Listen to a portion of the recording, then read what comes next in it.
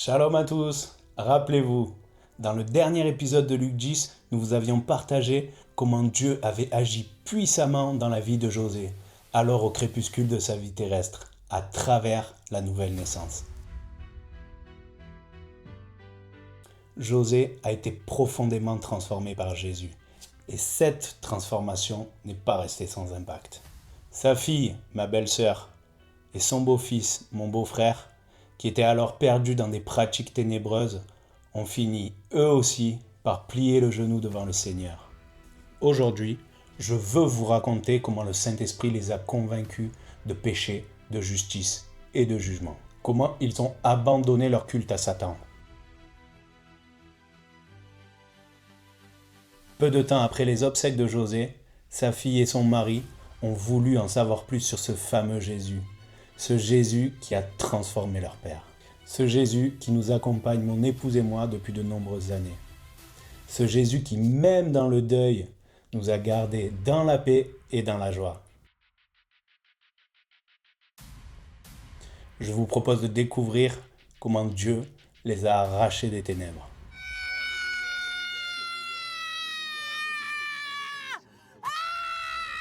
Comment ils ont désiré s'engager avec Jésus par le baptême, en s'unissant à sa mort et à sa résurrection. Tout a commencé par une simple invitation à venir passer un dimanche après-midi en église chez nous. Ce jour-là, nous leur avons partagé le plan merveilleux de Dieu pour le salut des âmes. À l'aide des cartes de l'Évangile, un outil simple et efficace pour annoncer la bonne nouvelle. Nous avons pu prier pour eux et chacun a pu expérimenter la véracité de l'Évangile de manière très concrète. Ta gloire, Seigneur, c'est toi qui fais, c'est pas nous. On veut juste être des instruments pour manifester ta gloire. Manifester ta gloire sur terre, Seigneur. Tu dis, nous imposerons les mains aux malades et les malades seront guéris.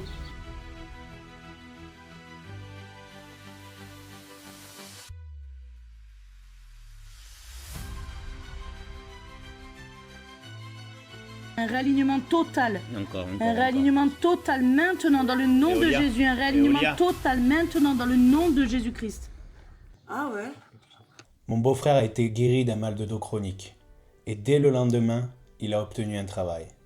Ma belle-sœur, quant à elle, a été profondément touchée. Elle a ressenti une peine sincère, saine d'avoir attristé Dieu. Et cette repentance s'est exprimée par des fleuves de larmes.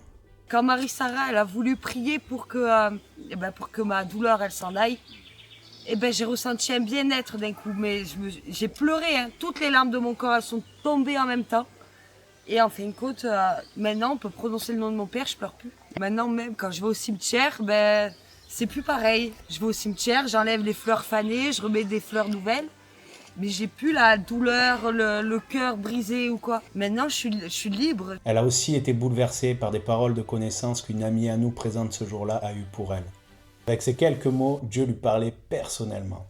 Comme si Dieu lui disait « Je te connais ». Mais une question tournait dans ma tête. Les objets liés aux morts, à la sorcellerie et à l'occultisme trônaient-ils encore dans leur appartement? Sans même avoir à poser la question à voix haute, ma belle-sœur nous confiait avoir jeté un conteneur de toutes ces abominations. C'était tellement sombre, tu rentrais chez moi, même si les lumières étaient allumées. Et maintenant, c'est comment? Ce qui est compte, maintenant, c'est maintenant. Tu viens d'allumer la lumière. Ok. C'est lumineux. Amen. La lumière est retournée dans notre maison. Dès le lendemain, ils voulaient en savoir encore plus. Ils étaient assoiffés. Alors, je leur ai proposé de passer 3 jours chez eux pour leur partager l'enseignement à la nouvelle naissance. Je me suis donc mis en route pour aller chez eux.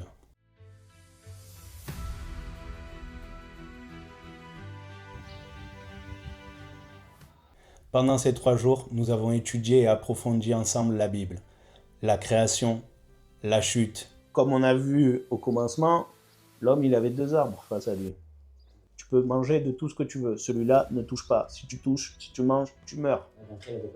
Et Dieu il a pas fait de mystère. Non, il a dit si tu manges ce fruit, tu mourras. Il nous a laissé le libre arbitre parce que aimer c'est à double sens, tu vois. Tu peux pas forcer quelqu'un à t'aimer. Donc, tu as toujours le choix d'aimer quelqu'un ou pas. Oui. Avec Dieu, c'est pareil. Tu as le choix de l'aimer ou de ne pas l'aimer. Tu as le choix de lui obéir ou de lui désobéir. Sinon, s'il n'y a pas de liberté de choix, Dieu il aurait créé des robots, ça aurait été plus vite. Ok ? Le péché, ses conséquences, sa transmission. Lorsqu'on vit dans le péché, la colère de Dieu tombe sur le pécheur. Ce n'est donc pas Satan qui juge le péché. C'est Dieu qui décide si t'as fait des choses Et c'est bien. pas non plus la faute de Satan si on pêche. Non. Dieu aime le pécheur, mais n'aime pas le péché. Vous voulez prier? Je te remercie, Seigneur, d'apporter la lumière au sein de mon foyer, d'apporter la paix dans le cœur de mon mari, Amen. d'apporter la paix au cœur de mes enfants. Je sais que je t'ai souvent dit de détourner les yeux d'eux, mais je te remercie d'avoir toujours eu l'œil sur eux, d'avoir eu la patience et je te remercie parce qu'en fin de compte, sans toi, ma vie, elle est vide et tu m'as apporté de la lumière, tu as réchauffé mon cœur. Et gloire à toi, Seigneur, gloire à Jésus et gloire au royaume des cieux. Amen. Amen. Non, mais moi aussi, j'ai perdu mes mots, tu sais, au bout d'un moment, mais tu les retrouves, en fait. Et quand tu perds tes mots, il y a un enseignement pour ça. Et ça, c'est le don du Saint-Esprit. On verra après. On hérite aussi des liens de nos parents, tu vois, et des choses qu'ils ont pu faire, tu vois. Peut-être que, je dis n'importe quoi, peut-être que tes parents, il y a eu des paroles de malédiction qui ont été jetées sur eux. Peut-être qu'il y a eu de la sorcellerie dans la famille, tu vois. Je vais te donner un exemple tout bête. C'est comme maman et papa. La mère de Marinette, elle a accouché par césarienne parce qu'elle pouvait pas, ça passait pas. Marinette, elle a accouché par césarienne. Toi, tu as accouché par césarienne. Ouais. Et pourquoi Marie-Sarah n'a pas accouché par césarienne? Puisque c'est héréditaire et que... Parce qu'elle était dans le Christ et que le Christ, il n'a pas voulu qu'elle souffre de cette manière-là. Parce que ça, c'est des mensonges du diable. On te dit que c'est comme ça. On te dit que c'est comme ça.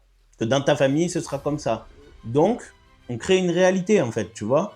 Pour toi, c'est une réalité physique. Ah oui. Mais ça passe pas. Ils ont essayé 3 Oui. fois, et 3 fois, ça n'a pas passé. Mais je te garantis que Jésus, il aurait pu transformer ça. Nous avons parlé des deux royaumes. Le royaume des ténèbres et le royaume de Dieu. Son roi, ses principes, ses lois et surtout, comment y entrer. Nous avons parlé de foi, de repentance, de baptême et de ce que signifie réellement suivre Jésus-Christ. À la fin de ces 3 jours d'enseignement, mon beau-frère m'a posé une question simple, mais décisive. Qu'est-ce qui empêche que nous soyons baptisés? À cet instant, j'ai immédiatement pensé à Philippe et à l'eunuque dans le livre des Actes. Je leur ai lu ce passage en leur faisant le parallèle entre leur démarche et celle de l'eunuque. Nous nous sommes alors mis en quête d'un point d'eau. C'est parti pour le baptême de Sébastien. Go!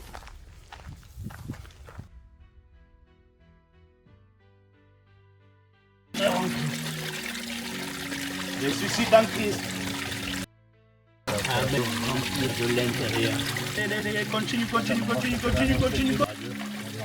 Merci Seigneur. Merci Seigneur. Amen. Amen. T'es là. Meurs en Christ.